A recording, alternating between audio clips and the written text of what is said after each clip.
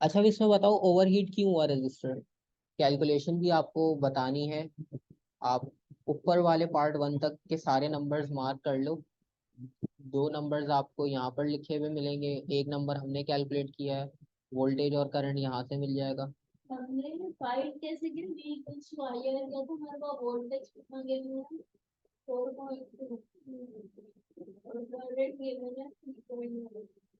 अब आप सारे नंबर्स देख लो और फॉर्मूला देख लो कौन सा यूज करके किसके रेफरेंस से बताओगे कि क्यों ओवरहीट होने के बाद वो आपके पास वहां पे उसने स्मोक किया। हिंट इसी में ही है आपके पास, कुछ अलग से नहीं बताना। कैलकुलेशंस की है तो हिंट आपके पास इसी में है।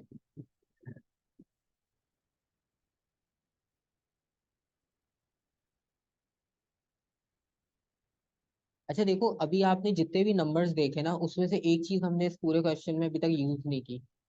आप ऊपर देखो, उसने आपको वॉट दिया है, यानी पावर। पावर को हमने कहीं पर भी मेंशन नहीं किया अभी तक। ठीक है। उसने कहा था कि तीन रजिस्टर हैं, ईच रजिस्टर 3.9 ओम का है, तो उसकी पावर 3 वॉट होनी चाहिए, तब तक वो आपके पास नॉर्मल ऑपरेट होगा। लेकिन यहाँ पर अगर आप देखो, अभी जो उन्होंने कहा कि when the circuit is turn on, जब सर्किट टर्न ऑन हुआ तो उसने सिचुएशन चेंज की है। तो पोटेंशियल डिफरेंस 4.2 है और करंट कितना है 1.2। तो अगर आप P इक्वल्स टू वी आई लिखो और इसके अकॉर्डिंगली आप कैलकुलेशन अपनी बनाओ तो 4.2 और 1.2 कितना होगा। नहीं, 3 से ज्यादा है। 5.04। तो आपकी पावर जो है वो 3 से एक्सीड कर गई। ठीक है। तो इसका मतलब ये हुआ कि आपके पास हाँ, जो पावर है, तो पावर आपने ये कैलकुलेशन यहाँ पर मेंशन की, फिर आप इसके रेफरेंस से बताओगे कि जो पावर है आपके पास इज ग्रेटर देन।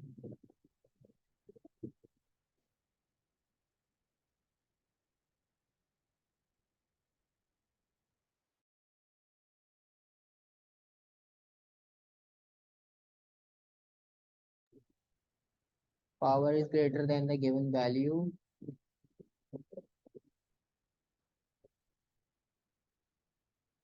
वो द रजिस्टर।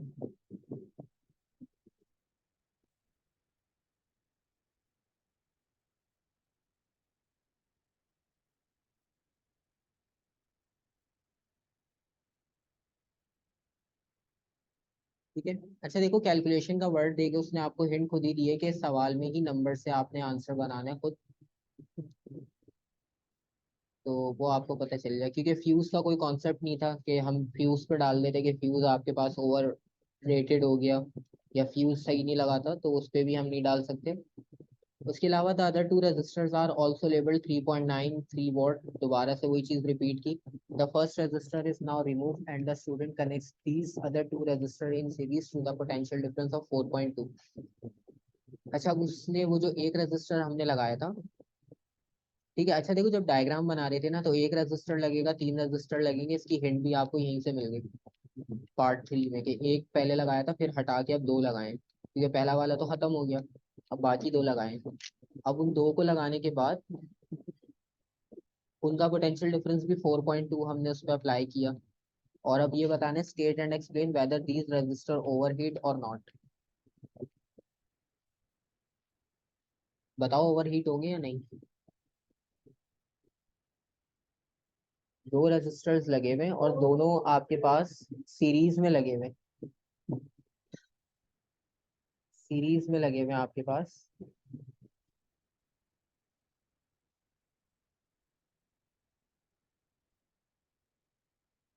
तो सीरीज में आपके पास रेजिस्टेंस इंक्रीज हो जाएगी। तब आप ये बताओ कि आपके पास मेल्ट होंगे या नहीं।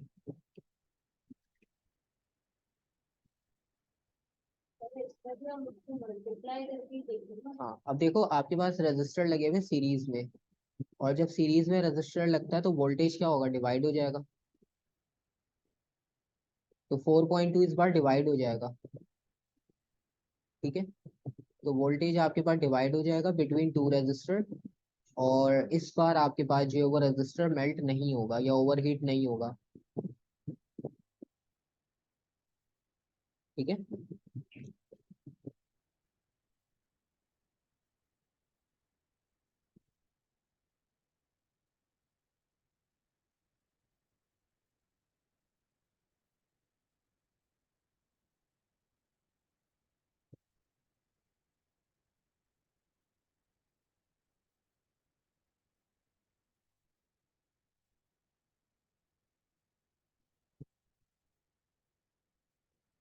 और उसके बाद फिर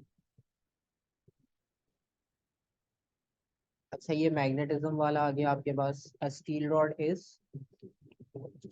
magnetised using an electrical method, describe how this is done, you may draw a diagram if you wish. Sir ये एक्सप्लेन करने वाला सिनेरियो आता है, उसकी क्या वो होती है, ये कितना आ जाता है, मतलब आता ही है कि एक्सप्लेन कौन सा, ऊपर वाला पार्ट, ये वाला ड्रॉ वाला? जहाँ पे आपको डायग्राम में अब तो बहुत कम आता है, ये वाला पेपर इसलिए करवा रहा हूँ ताकि इसमें ये वाली चीजें भी थोड़ी सी प्रैक्टिस हो जाए।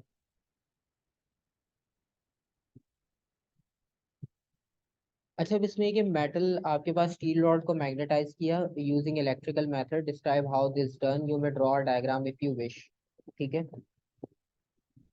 तो इसमें आपको पता है कि मैग्नेटाइज करने का मेथड क्या होता है, सिंपल इलेक्ट्रिकली करना है। तो सिंपल एक रॉड ली आपने स्टील, और उसको जो है वो वाइंडिंग कर दी उस पे वायर की,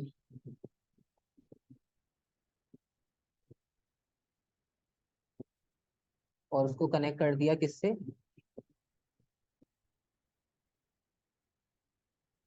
यहाँ पे एक एमीटर लगा लो ताकि करंट मेजर हो जाए। और अब इसी की एक्सप्लेनेशन यहाँ पर लिखनी है कि जब करंट आपके पास इस स्टील बार से पास होगा। अब देखो, ये चैप्टर का पहला ही कॉन्सेप्ट है, राइट हैंड रूल वाला।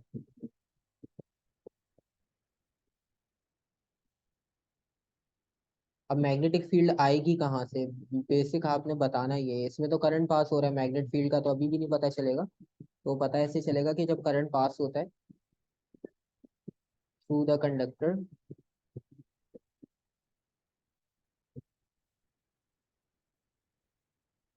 इसकी वजह से आपके पास मैग्नेटिक फील्ड जनरेट होती है।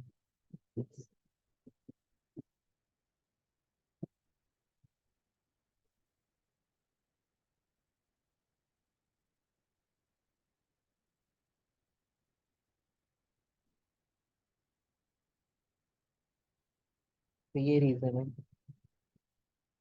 और अगर आपने चेक करना हो कि स्टील बार मैग्नेटाइज हो गई या नहीं, तो कैसे चेक करोगे? सिंपल सा कॉन्सेप्ट है।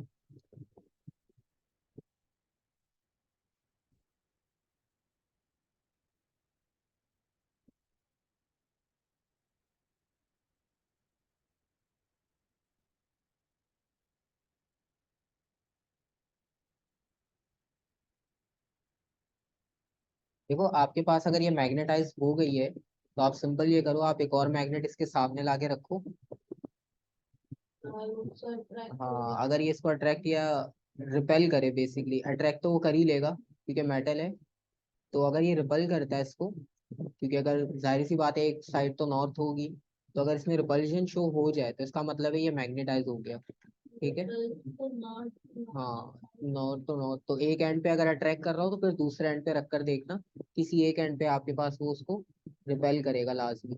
अगर नहीं कर रहा तो मैग्नेटाइज नहीं हुआ, अगर कर रहा है तो इसका मतलब है कि मैग्नेटाइज हो गया। तो एक साइड पे रिपेल करेगा, एक साइड से अट्रैक्ट करेगा। आपने एक और मैग्नेट पास रख के ये चेक करना है कि रिपल्शन या अट्रैक्शन हो रही है या नहीं।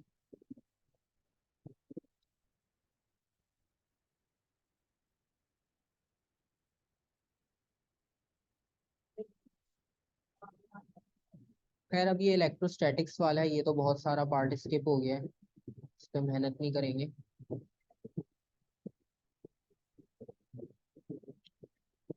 ट्रांसफार्मर,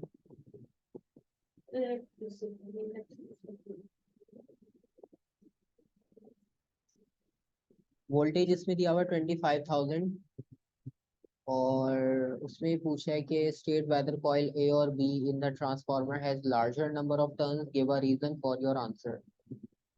अच्छा, नंबर्स आपके पास लिखे हुए हैं और आपने बताना है कि कॉइल ए और बी किस में लार्जर नंबर ऑफ टर्न्स होंगे। सेटअप बना हुआ है, सेटअप देखो, नंबर्स देखो।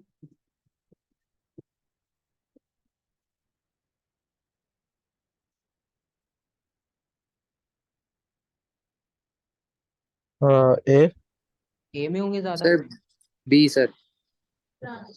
बी में। जी अच्छा देखो, 25,000 हमारा पहले से हमें मिल रहा था, ठीक है, मेन सप्लाई से। फिर वो गया कॉइल ए, फिर गया कॉइल बी। अब यहाँ पे बना हुआ है आपके पास नॉर्मल यूज।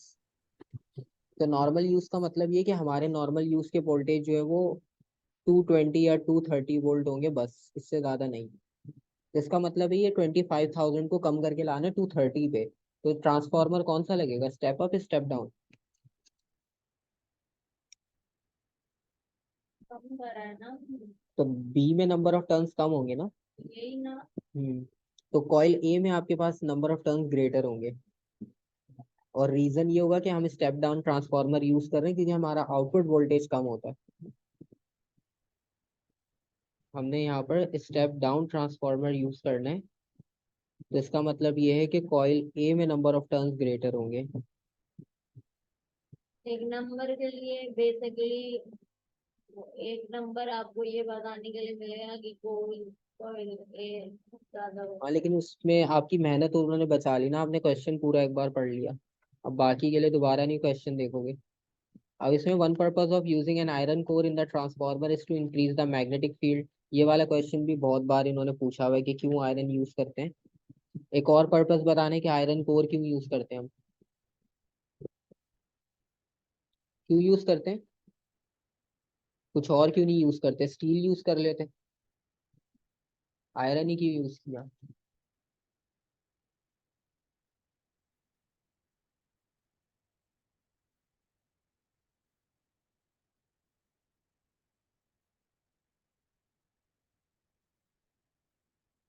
आयरन हम इसलिए यूज करते हैं क्योंकि आयरन इजीली मैग्नेटाइज डीमैग्नेटाइज हो जाता है।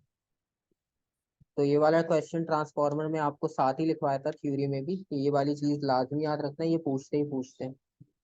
तो इजीली मैग्नेटाइज एंड डीमैग्नेटाइज।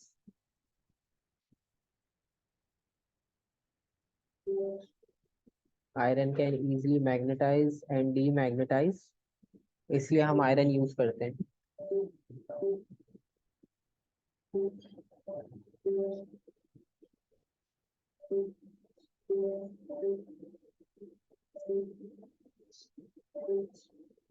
और नेक्स्ट पार्ट,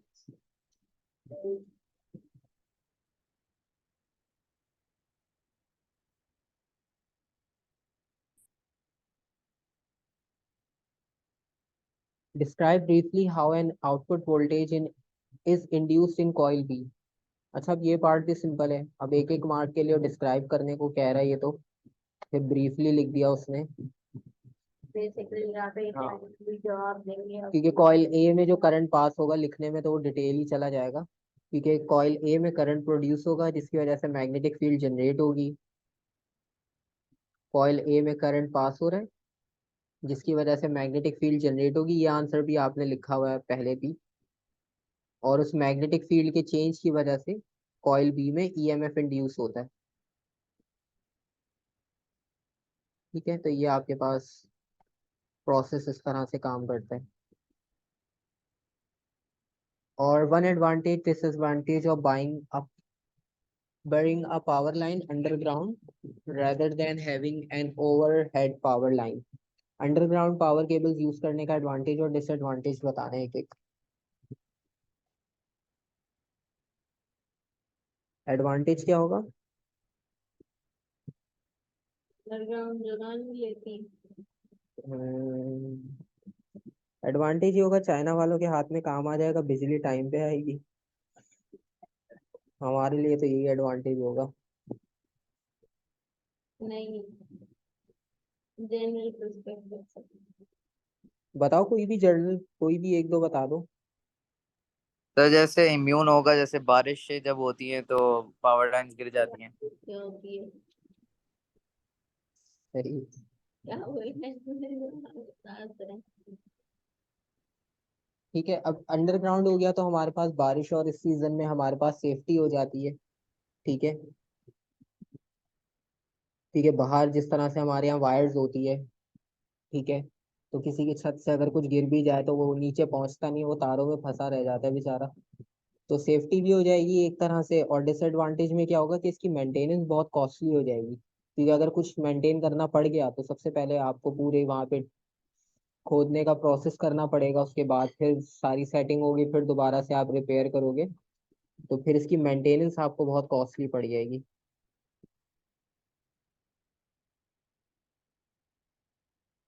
उसको वैसे ही इंस्टॉल करने के लिए हाँ, आपको इतनी लंबी वो करनी पड़ती है। तो बजट बहुत ज़्यादा इसमें रिक्वायर्ड होता है आपके पास, ये डिसएडवांटेज है। बाकी एडवांटेज में तो ये कि आपके पास सेफ्टी हो जाती है बाहर, क्योंकि अर्थिंग भी इजी हो जाएगी, ग्राउंड में सारी चीज़ें होंगी, तो बाहर आपके पास कुछ भी नहीं होगा। उसके बाद कितने रह गए? 9, 10, एक और होगा 11। सही, इसको भी करते हैं। इस वक्त सामान इन ईयर्स में ज्यादा हुआ करते थे या इतने ही आते हैं? अभी भी इतने ही आएंगे, बस चॉइस नहीं होगी और ए बी का सेक्शन का कॉन्सेप्ट खत्म। 3 मार्क्स से ज्यादा का एक पार्ट नहीं होगा। अच्छा, वेव्स का क्वेश्चन है, वेव्स अभी तक आया नहीं था कहीं भी। इलेक्ट्रोमैग्नेटिक रेडिएशन प्रोड्यूस हो रही है, और put are tick in the box after each statement to show whether it is true or false. पहली वाली स्टेटमेंट बताओ, gamma rays are used to kill cancerous cell but can also causes cancer. सही है गलत है? Gamma rays से cancer होगा?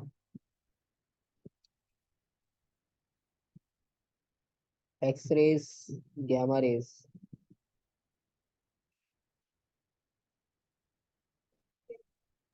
Sir ये फॉल्स है। फॉल्स है, क्योंकि अगर वो कैंसेरियस सेल्स को खत्म करने के लिए यूज हो रही है और उसी से कैंसर हो जाएगा तो फिर फायदा उसके ट्रीटमेंट का। ये बतावा सही कह रहे सर। ये वही है जैसे सिगरेट की डब्बी पे लिखा होता है ना, smoking is injurious to health, और बेच भी रहे हैं। ठीक है, तो ये वो वाली बात हो गई। मर्जी है भाई आपकी, ट्रीटमेंट हम कर देंगे, कैंसर हो गया आपकी जिम्मेदारी है, मर्जी आपकी है, वरना किसी और प्रोसेस से अगर हो जाए तो ठीक है। Next, infrared is used in सनबेड्स।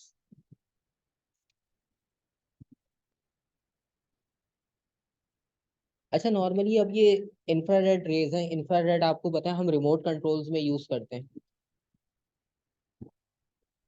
तो रिमोट कंट्रोल्स में ये सारी यूज होती हैं, और हमारे पास ये सनबेड्स वगैरह में थर्मल वाली माइक्रोवेव्स यूज होती हैं, ये सब यूज नहीं होती, तो ये भी फॉल्स हो जाएगा। और radio waves have the highest frequency in the electromagnetic spectrum. Radio wave की फ्रीक्वेंसी हाई होती है या वेवलेंथ?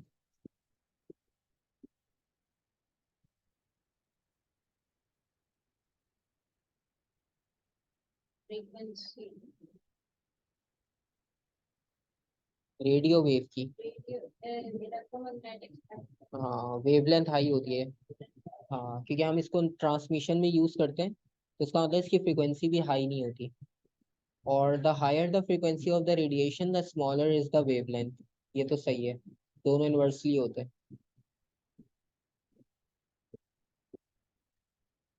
उसके बाद आ गया प्रिज्म।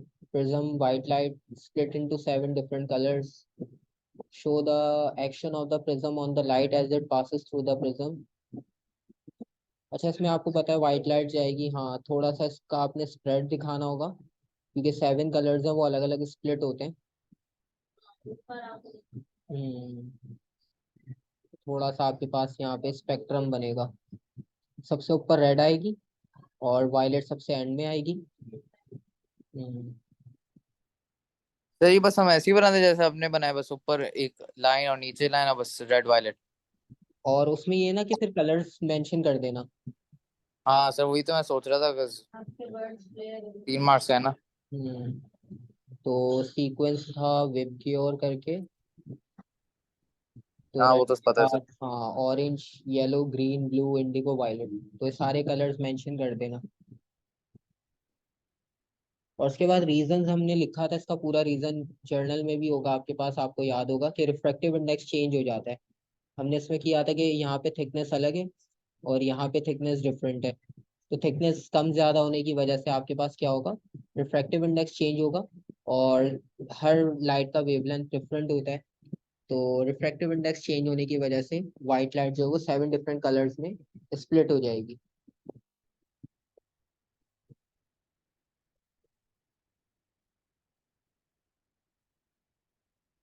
ड्यू टू डिफरेंट या change in refractive index,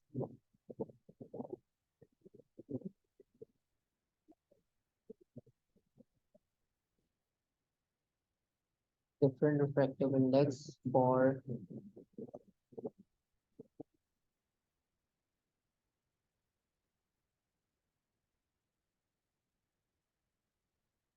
color of light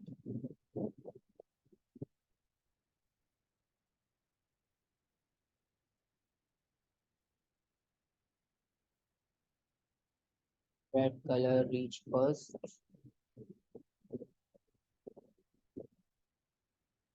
because of greater wavelength। ठीक है, फिर जिसकी वेवलेंथ ग्रेटर है वो सबसे पहले पहुंचेगा, जिसकी लेस होगी सबसे वो सबसे लास्ट में पहुंचेगा। और रिफ्रैक्टिव इंडेक्स चेंज होने की वजह से ये आपके पास स्प्लिट का प्रोसेस होता है प्रिज्म में। नॉर्मल ग्लास में नहीं होता, क्योंकि नॉर्मल ग्लास यूनिफॉर्म होता है, उसमें थिकनेस चेंज ही नहीं होती, सेम रहती है हर तरह से। प्रिज्म में आपके पास स्पेशलिटी ये है कि स्प्लिट कर लेता है इजीली।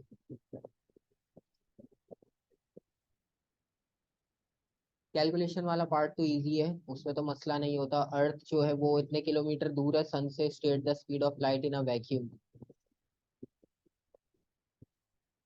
सर बस अब सॉल्व करते हैं, कुछ लाइट अफेक्ट नहीं होती चाहे वैक्यूम हो या नहीं हो। तो इसमें हमारे पास कुछ भी स्पीड ऑफ लाइट। नहीं, ये सेम ही रहेगी। और टाइम टेकिंग निकालना है, अब स्पीड का फॉर्मूला डिस्टेंस ओवर टाइम। अच्छा मजे की बात ये वाला सवाल भी अभी जो हम स्पेस फिजिक्स के क्वेश्चन कर रहे थे, ये वाला पार्ट उसमें भी इन्होंने डाला हुआ था सेम। और उसके बाद फिर speed or distance over time.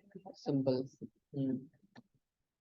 the sun also produces a solar wind which is a stream of charged particle. In one part of space, the solar wind is due to movement of proton and alpha particles away from the sun. A charge of 180 coulomb passes। अच्छा statement typical लेके confuse करेगा, लेकिन numbers पे focus करना। 180 आपके पास coulomb charge है, volume और time आपको दिया है इन्होंने 2 मिनट्स का। इलेक्ट्रिक करंट फाइंड करना है, ठीक है, बिला वजह की इतनी मुश्किल स्टेटमेंट बनाई, पूछा क्या electric current. I is equals to Q over T, basic formula. Time को बस कन्वर्ट कर लेना, 180 कूलम्स तो सही है, और मिनट्स को आप सेकंड्स में कर लो, तो करंट की वैल्यू भी आ जाएगी एम्पेयर।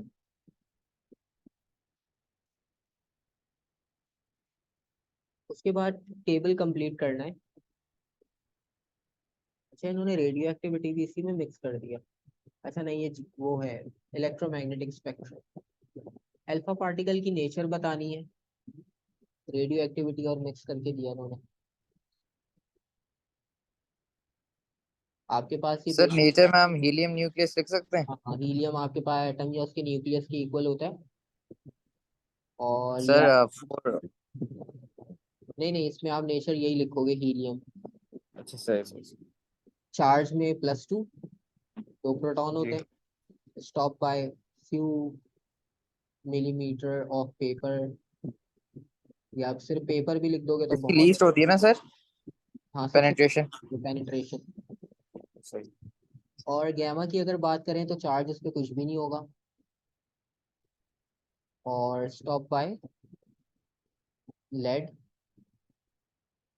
ठीक है, कुछ थिक, मतलब थोड़ी बहुत थिकनेस भी अगर लेड की हो उससे भी स्टॉप हो जाएगा, ऐसा नहीं है बहुत हैवी लेड यूज करना पड़े।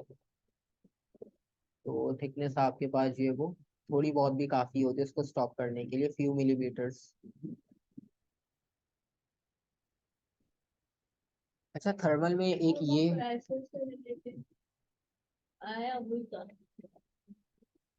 थर्मल में आपके पास एक ये कॉन्सेप्ट भी बहुत इंपॉर्टेंट और सिंपल है, difference between boiling and evaporation. Evaporation happens on surface, boiling happens throughout. ठीक है, एवापोरेशन आपके पास लिक्विड के टॉप सरफेस से होता है सिर्फ, क्योंकि ऊपर वाली लेयर्स। सर्टेन लेवल हाँ। पे होती है। जैसे अगर वाटर का 99 है तो 99 डिग्री सेल्सियस पे बॉईल हो गया है, फिर जो उसके ऊपर जो वाटर मॉलिक्यूल्स हैं वो धीरे धीरे हीट से इवेपोरेट होने लगते हैं। अच्छा, ये वाला क्वेश्चन भी, एक मिनट, ये भी इन्होंने कहीं पर सेम रिपीट किया हुआ है क्वेश्चन। अब ये स्पेसिमेन में था या 22 में था, लेकिन ये भी रिपीटेड है क्वेश्चन। इसमें ही थोड़ी ना होगा। नहीं, नॉर्मली स्पेसिमेन में भी ये उसी से डालते हैं। स्पेसिमेन में नहीं है, 22 में होगा फिर, क्योंकि किसी लेटेस्ट पेपर में ये था क्वेश्चन। ठीक है, तो खैर इसमें आपके पास बॉइलिंग जो है वो फिक्स टेम्परेचर पे होगा और थ्रू आउट द लिक्विड होगा, और एवोपरेशन आपके पास किसी भी टेम्परेचर पे हो सकता है और टॉप सरफेस से होता है ये लिक्विड के। ये चीज़ें आपको बेसिक पता है डिफरेंस। ठीक है, फ्री में 4 मार्क्स मिल रहे हैं, कल के पेपर में भी दे दें। खैर 4 मार्क का बनाएंगे नहीं ये part. Explain using ideas about molecules. अच्छा, ये मॉलिक्यूल्स वाला फिर से दोबारा से इम्पोर्टेंट, ये तो Rate of पूछते हैं आपसे। collision, हाँ, evaporation, why thermal energy is needed to kinetic boil a energy, liquid. तो आपको पता है कि जब थर्मल एनर्जी प्रोवाइड करोगे तो थर्मल एनर्जी से काइनेटिक एनर्जी इंक्रीज होगी, काइनेटिक एनर्जी इंक्रीज होगी तो मॉलिक्यूल की ऑसिलेशंस या रेट ऑफ वाइब्रेशन बढ़ जाएगा। जाएगा। केमिस्ट्री में भी ये सब लिख चुके हो आप। ठीक है, तो जब आपके पास फिर काइनेटिक एनर्जी बढ़ती है तो आपके पास rate of collision, oscillations, amplitude, सारी चीजें बढ़ती हैं। ठीक है, तो ये रीजन आप इसके उसमें लिख लोगे।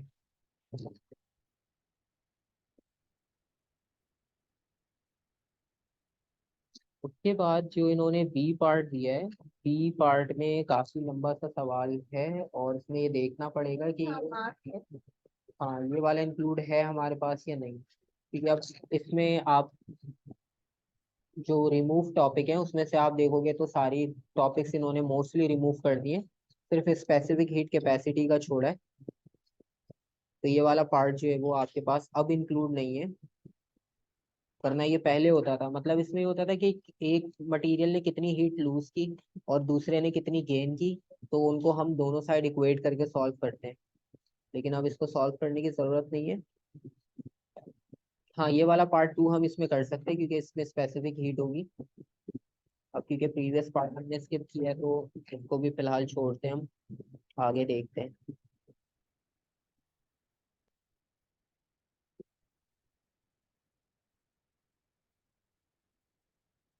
रिपल टैंक की डायग्राम, रिपल टैंक की डायग्राम तो याद होगी। सिंपल एक टैंक होता है आपके पास, शैलो सा, और उसके साथ आप एक पैडल लगाते हो इलेक्ट्रिक मोटर के साथ।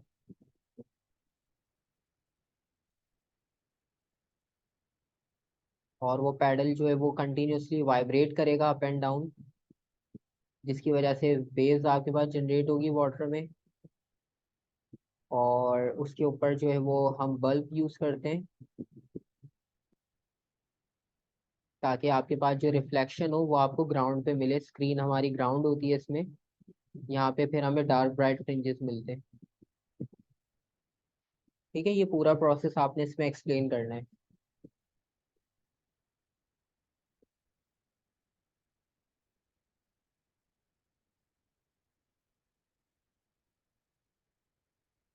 पार्ट 3 भी देख लो अगर इसमें कोई कंफ्यूजन है, होगी तो नहीं, बेसिक है।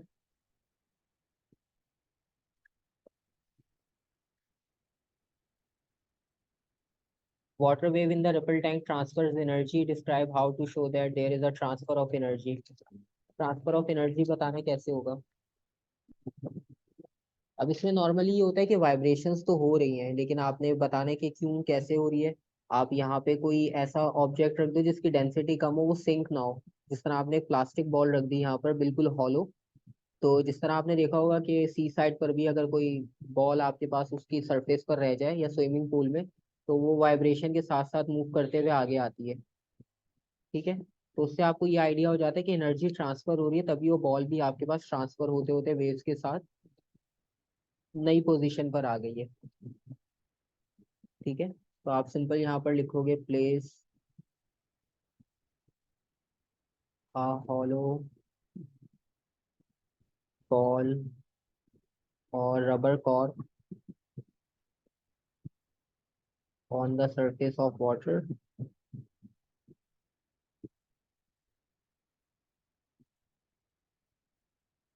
सर ये कल का पेपर कैंसिल तो नहीं होगा? क्यों? इमरान खान की वजह से? हाँ।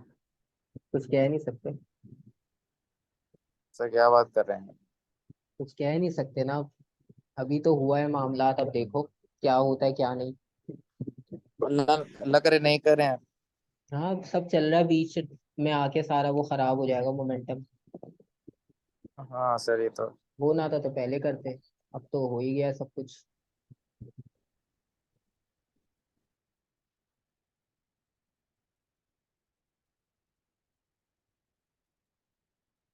और उसकी जो मूवमेंट होगी फॉरवर्ड, वो एविडेंस होगा कि एनर्जी ट्रांसफर हो रही है। वेव फ्रंट्स बताने, वेव फ्रंट्स आपको बताया था जो वेव की शेप होती है बेसिकली।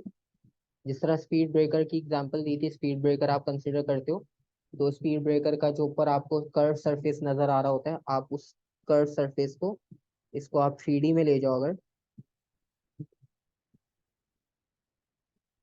तो इसकी ये जो ऊपर लाइन होगी वाइब्रेशन, मतलब ये जो क्रस्ट होगा, क्रस्ट पे जितने पॉइंट्स होंगे वाइब्रेट कर रहे होंगे, तो वो क्रस्ट वाले पार्ट ले लो आप, या ट्रफ वाला पार्ट ले लो, कोई भी एक स्ट्रेट लाइन ले लो, तो उस पे जितने पॉइंट्स होंगे वाइब्रेशन के, तो सिंपल आप इसको लिखते हो points joining the line.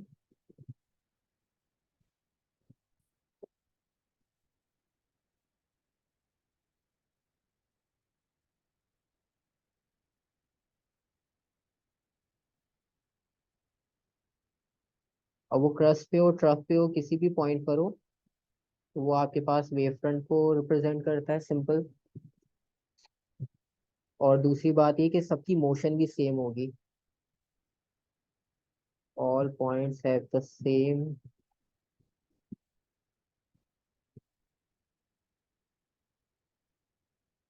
Motion.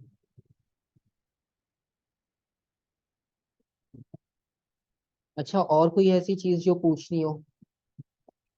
देखो रिवीजन में आपके पास इसमें काफी सारी सर यार ट्रिपल टैंक का करवा दे हूँ, मेरे मेरे पास डायग्राम बना हुआ है लेकिन कोई एक्सप्लेनेशन नहीं लिखी हुई। वो 4 मार्क्स का भी हमने 5 में दिया है। ट्रिपल टैंक नहीं लिखा हुआ आपने? सर मैंने डायग्राम बनाया हुआ है लेकिन कोई एक्सप्लेनेशन नहीं मैंने लिखी हुई। अच्छा, एक मिनट मैं इसमें देखता हूँ, अगर इसमें लिखा हुआ है तो। अच्छा क्लास के बाद सर आपके पास कहीं नोट्स में हाँ, दे मैं देना, भेज हूँ मैं दूंगा उससे। उसमें। सही वेव सही सर मसला सेक्शन है ना, वेव्स का मैंने पीडीएफ भेजा है, मैं चलो दोबारा फॉरवर्ड कर दूंगा, उसमें है लिखा हुआ।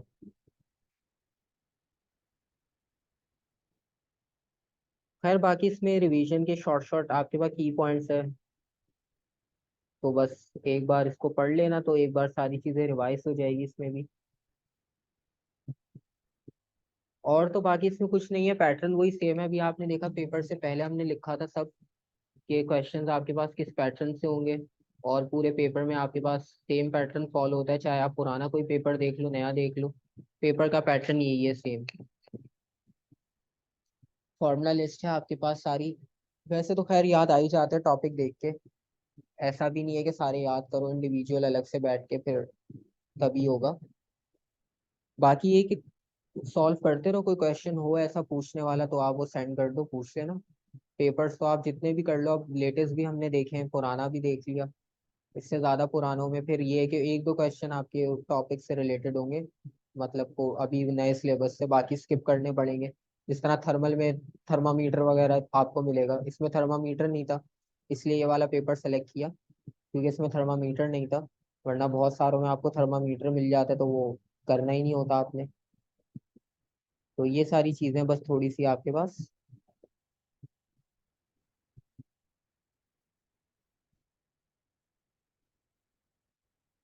तो बस ये है आपके पास कॉन्सेप्ट, इसके अकॉर्डिंगली आप देख लो। बाकी कोई कंफ्यूजन हो, कोई क्वेश्चन हो तो फिर आप पूछ लेना।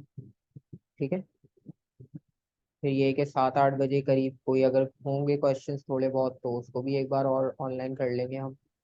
बाकी ये कि सर अब वो मैंने आपको वॉइस मैसेज भेजा था, अब वो व्हाट्सएप पे देख लेना। मैं देख लेता हूँ। सही सर। अच्छा, मैग्नेटिज्म में कहाँ कंफ्यूजन है? मैग्नेटिज्म में आपके पास सिंपल मैग्नेटिज्म में सबसे पहले तो आपको मैग्नेटिक फील्ड का आइडिया हो। 1 मिनट। अच्छा ये देखो, ये आपके पास मैग्नेटिज्म है। इसमें तो खैर बहुत डिटेल से लिखा हुआ है सब। आप अगर स्टार्ट से देखो यहाँ पर, जैसे पहले तो उन्होंने टाइप्स लिखी हुई है, आयरन, स्टील, निकल, कोबाल्ट, ये टाइप्स होती हैं। खैर ये तो कोई पूछता नहीं है, जर्नल है। और उसके बाद आपको पता है कि इसमें पोल्स होते हैं, नॉर्थ और साउथ। सेम पोल्स आपके पास रिपेल करेंगे, अनलाइक पोल्स अट्रैक्ट करेंगे। और फिर उसमें ये होता है कि मैग्नेटाइज अगर करना हो, जिस तरह अभी ये क्वेश्चन था कि अगर आपने मैग्नेटाइज करना हो तो मैग्नेटाइज आप कैसे करोगे। तो मैग्नेटाइज करने के लिए हमने क्या किया था, उस पे वायर को हमने वाउंड करके उसमें से इलेक्ट्रिक करंट पास किया था। ठीक है, तो इसमें आप देखो मेकिंग मैग्नेट्स, स्ट्रोकिंग। अब ये स्ट्रोकिंग वाले मेथड हमारे पास स्किप हो गए।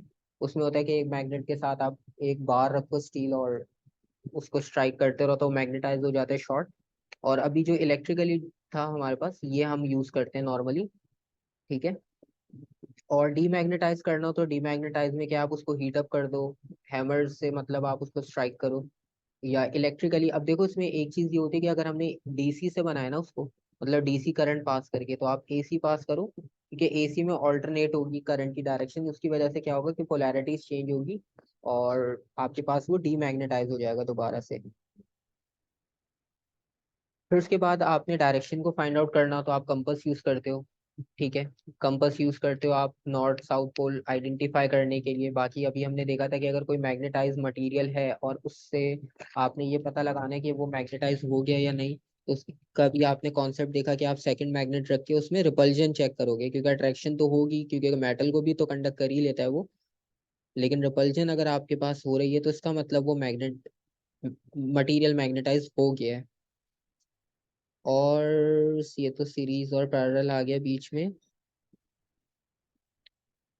हाँ, और बेसिकली मैग्नेटाइज में अब इतना ज्यादा कुछ है नहीं क्योंकि पुराने जो रिले वगैरह के टॉपिक थे आपको शायद उस वजह से कंफ्यूजन हो।